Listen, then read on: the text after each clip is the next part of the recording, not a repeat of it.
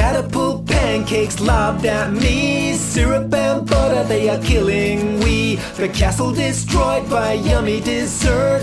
Who'd have thought it could do that much hurt? Today's going to be the first episode in the series Stupid Things Atheists Say. No, we're not doing that. Well, because TheSkepTick already did it, so I can't do that. But Mark did link to a more serious version of this critique of lack of belief atheists. So what we're going to do is we're going to take his video that TheSkepTick already covered, and we're going to use that as a green screen, and under that we're going to show the original video, the video that I'm covering in the video. It will make sense, maybe. Anyway, so that's what we're going to do. Let's check that out. Welcome to Missing the Mark, where we look for meaning in strange places. I'm Christopher. Some time ago, I made a video with a logic lesson for atheists in which I explained the logical form modus ponens. As a refresher, that's an argument of the form P implies Q, P, therefore Q. The particular example I used was, if Christianity is true, then Islam is not true. Christianity is true. Therefore, Islam is not true. Although you could say it's a modus ponens, you could actually better identify it as a hypothetical syllogism. It's a conditional syllogism. See, a hypothetical syllogism consists of a major premise and then a minor premise, and those lead to the conclusion. So these are recognized within the modus ponens, but they're not in and of themselves a modus ponens at that point. You could just call it a hypothetical syllogism, and you probably would if you want to identify it correctly. But if you want to be lazy, I guess you could call it a modus ponens even though it has hypotheticalness in it. You could just ignore logic, I suppose. You know, that's a thing you could do. This could also be seen as a hypothetical disjunctive syllogism, but in that case it would be a false dichotomy, because there's plenty of other things that, if true, would make Islam false. Reality being real makes Islam false. Reality is real, therefore Islam is false. But also, if reality is real, then Christianity is false, therefore Christianity is also false. It doesn't work like that, however. But again, only if we cared about logic, which Mark clearly doesn't. Yes, I know, he said his name was Christopher, but I'm calling him Mark for the entire run of this thing. That's completely valid. And sound, but that's not important to the moment. Valid means that the conclusion follows from the premises. Sound means that it's valid and that the premises are true. Almost! Come on, you can do it! Do. Oh wait, that's something else. Never mind. Okay, so in order to be valid, the premises do not actually have to be true. But in order to be sound, the premises must be true. Just a little bit of nuance there. Validity is an extremely low bar. I should probably add that a Muslim could flip this around, and it would also be a valid argument. My point of disagreement with him would only be whether it is sound. What I would like to explain today is the other major syllogistic form, modus tollens. This is an argument of the form P implies Q, not Q, therefore not P. To give a trivial example, if Socrates is a bull, then Socrates has horns. Socrates does not have horns, therefore Socrates is not a bull. This is a valid form of inference, and it is used very commonly. I would now like to draw the lack of belief atheists' attention to the following syllogism. Oh goody, here we go. Which is in the form of modus tollens. If Christianity is true, then fornication is immoral. Fornication is not immoral. Therefore, Christianity is not true. This isn't sound. Christianity might be partially false, in that its interpretation of the various scriptures are incorrect when it comes to fornication being immoral. So only that aspect of Christianity is false, but the rest is true. Or it could be that fornication is immoral, but Christianity is still false. There's all sorts of ways that this could go. This is just bad. Stop it. That first premise is simply a fact about Christianity. If you hold it as false, you are simply a moron or a liar. It's not up for debate. So I thought this was about logic, but you just said if you hold that position, you're a moron or a liar, which is an ad hominem attack. They might indeed be a moron and or a liar, but their position could still be true. So much for logic. Okay, so it's not up for debate, you say. Why not? Certainly, the word fornication in and of itself is debated among Christians.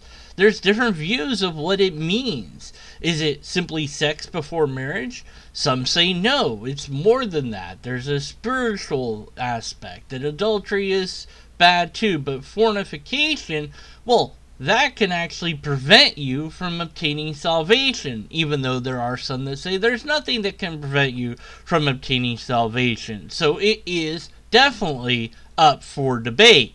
I guess you could salvage this by saying, well, they disagree upon the differences therein, but they all agree that it's a sin. And I would say, well, if you say that, you're either a liar or a moron. Although I wouldn't just say that, because you could be both a moron and a liar. So if I'm going to do an ad hominem attack, I'm going to make sure that it's not a false dichotomy. I'm not going to do an ad hominem attack, but if I was going to do one, it's going to be a good one. Wait, is there a good ad hominem attack? No, that's bad logic. Never mind. And moreover, everyone knows this. The second premise is held to be true by most, if not all, lack of belief atheists I've come across. Everyone knows? Everyone? Wow, even people that don't know anything about Christianity know that that's the case. Okay, that's a bit much. It's a bit pedantic to get irritated. He said everyone. He didn't really mean everyone. Okay. Sorry. Never mind. All right. What about the next part? Okay, so the majority of atheists that he has encountered and or aware of have apparently let him know that they don't think that fornication is immoral, and thus that data set is enough for him to conclude that position is widely held by atheists. But even if that was actually the case, that it was a position that all atheists held to, it could still be that the position is incorrect. That is to say, they could think that it's immoral or moral, and it could in fact turn out to be the other way around. Just because people think that something is true doesn't make that position actually true. So this is like an appeal to majority within a very small data set. There will be exceptions, of course, but the same argument works for many other moral issues as well. Masturbation, adultery, drug use, and so forth. Oh, come, all ye faithful, come right up and come. Oh, come. This is a dumb joke. Come everywhere. Seriously though, do Christians really still think that masturbation's a sin? Really? I thought that was kind of like tossed out a long time ago. I don't know. If there is a lack of belief atheist who holds that Christianity is entirely correct in its morality, then what I'm about to say does not apply to him. I'd also like to meet him. Ideally, he'd bring his pet unicorn to the meeting. But Mark, you won't talk to me. How can we have a meeting if you won't agree to talk to me? Also, I don't have a pet unicorn. It's a pet lobster that I ride around on. He's giant. I also have an army of lobsters, and I will send them unless you agree to meet with me. Now, here's the thing about logic. If both premises are true, then the conclusion must be true as well. That is, if you hold that Christianity's stance on any core moral issue is wrong, this logically entails that Christianity itself is false. It doesn't matter if you haven't actually said this, it is still what you believe. The only way you can get out of it is to deny logic. That is, you can hold beliefs, which logically entail Christianity being false, and not hold that Christianity is false, only if you commit yourself to being irrational. Mark, I'm about to tell you that there are more concepts of God out there than just yours. Hey, look, there's all these other religions. They all make God claims as well. And there's religions that are dead that used to make God claims. And there's people that aren't part of any religion that make God claims. Oh, look, there's thousands upon thousands of God claims. Yours isn't the only one. Do you not believe in those gods, or do you believe that those gods are not? It might depend. And for gods you've never heard of, well, then you can't have an opinion on those gods. But perhaps the not believing in God part, lacking a belief in God, is in general, like the general term of God. I don't know what you mean by God. Now you mean the Christian God. Okay, that's a specific type of God. So maybe I don't specifically believe in that God, but the other gods I still lack a belief in. Couldn't that be possible?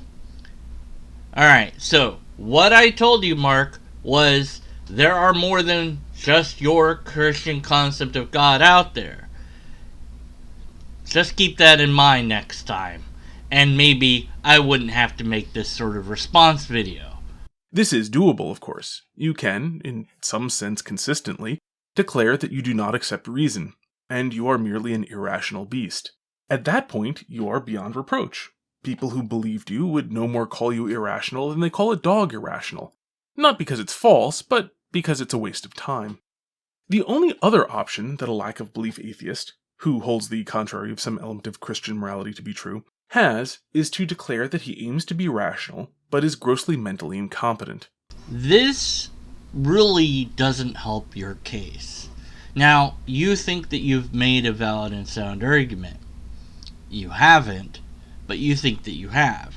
Following that up with insults directed at the person that you're trying to convince that they're being illogical, do you really think that that shows you to be a person of good moral character? You'll know them by their fruits. Looks to me like you've got some fruits there that aren't very good because you're insulting other people. And that's not something that Christians are supposed to do, at least as far as I know. Also, these attacks upon the person do not convince anybody of anything. When was the last time somebody was insulted and changed their mind because of that insult? It's like, hey, you moron, you voted the wrong way, moron. Oh my word, you're right, I voted the wrong way, I'm a moron. Oh, come on, man. Can't you do better than that? I mean, maybe you can't, but I'm just asking, can you do better?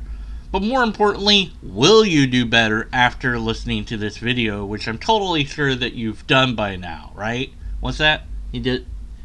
My producer's telling me that you didn't do that. My producer doesn't exist. Do you lack a belief in my producer? If so, you're a moron. What? I just did the thing that I told you not to do. He has, so far, failed to think through basic syllogisms that should be easy enough for a 10-year-old. This is distinct from the previous case in that he hasn't declared that he will never be rational, only that he has yet to be rational.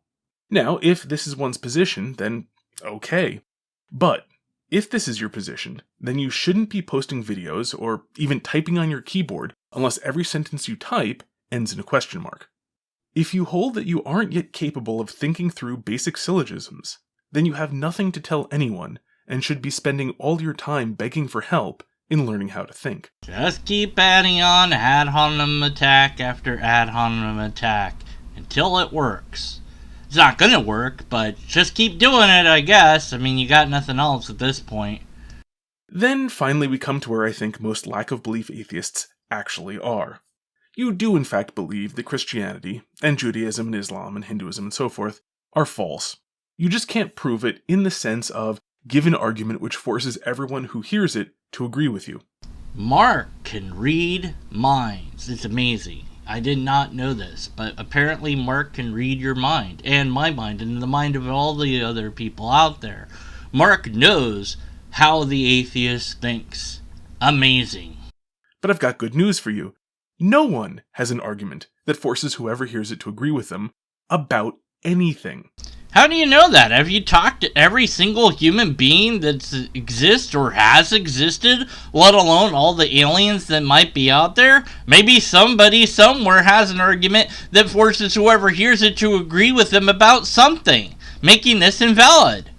Also, wouldn't this be a paradox? I mean, you're saying that this is true, but if I don't want to believe that that's true, then it's true because your argument is that nobody would agree with it being true, but then if somebody agrees with it being true, then it can't be true because then that argument compelled them to believe that the statement that no argument can compel people to believe the statement is true is also true, which means it's false. But it can't be true because it's false, but it's not false because it's true, and then it's false again.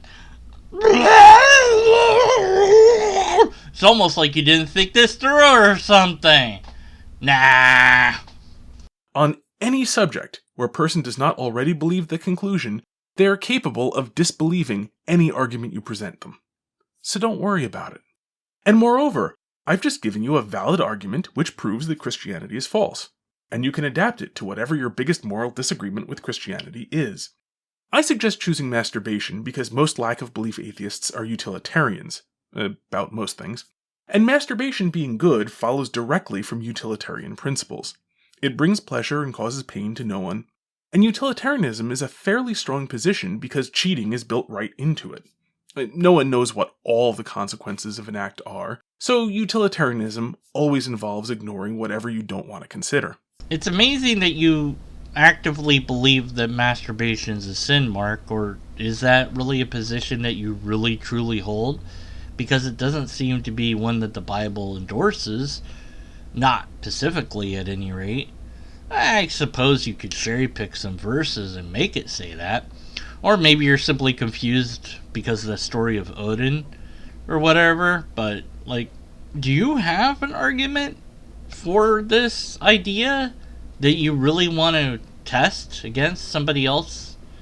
I mean, I'll debate you on that topic if you really want. Of course, we're going to have to do it with cameras pointed at our pants so that people know that we're not doing anything that we shouldn't be doing during the debate. So, in conclusion, dear lack-of-belief atheist, here is a way that, with fairly minimal changes to your position, you can reclaim a few shreds of the human dignity you should have. He's an asshole. Now, for the sake of full disclosure, I will say that my motive in giving you this help is that if I can talk you into a position which involves at least trivial amounts of actual thought, you might get used to thinking, enough to eventually see through atheism. Amazing. Every word of what you just said was wrong. But, on the plus side, since you think that atheism is correct, and therefore the rational position, you have nothing to fear from getting some experience with actually thinking rationally and using at least a little logic yourself. I've been listening to that horse shit of yours for months. And you can take that crap and blow it out your ass. And for good measure, sit on this. And by all means, do not trust me about anything I said here. At last, something I can agree with. Don't believe anything that Mark said here. Except for the times that he was right. Was he right at all? Well, I guess him saying not to believe him is right. But then if you believe him on that... Wait, how does it... Oh, this is hurting my brain. Oh, man. It's making me think. Oh, no. I might not be an atheist if I keep thinking. I'm a lobsterist now. It all makes perfect sense. Lobsterism is true. Mark has opened my eyes to lobsterism being true. Hey, Mark, if you're listening to this, I'll debate you on lobsterist versus Christianity. Go get yourself an introductory book about formal logic and work this out for yourself. A book on informal logic would be more appropriate to start with, and that would be more than enough to understand what went wrong in this particular presentation if my video didn't already explain that well enough. And yeah, I'd recommend that people read books of all sorts, including informal and formal logic. But the way that you're saying it here, I don't like that. You're just coming off as a jerk. Stop it. Be nicer. In fact, that would be pretty much ideal. Until next time, may you hit everything you aim at. But what if you're aiming for being a better masturbator? Uh-oh. I guess you didn't think about that. Or maybe you did. And you're trying to get us to masturbate by telling us to not masturbate because the argument that you gave is one that wouldn't convince anybody that it's true. Therefore, it must convince everyone that it's false, thereby making it perfectly acceptable to masturbate. Yes! That's what Mark is trying to say. He masturbates all the time. That's how it works. Masturbate.